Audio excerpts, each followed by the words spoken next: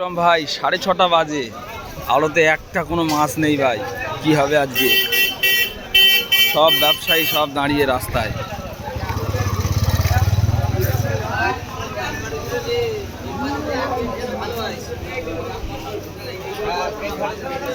Hybrid শিঙি বিক্রি হচ্ছে, দেখ কিভাবে।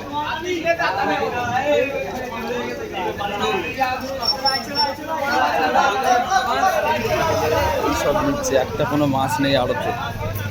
কি অবস্থা আজকে? 6:30 বাজে, আর 30 মিনিট টাইম আছে মাছ কেনার। থাকবে তবে না কিনবে। এই কাকা আস্তে আস্তে আসছে, মাছ নিয়ে মাছ বিক্রি হবে। দেখি কাকার পিছন পিছন যাই।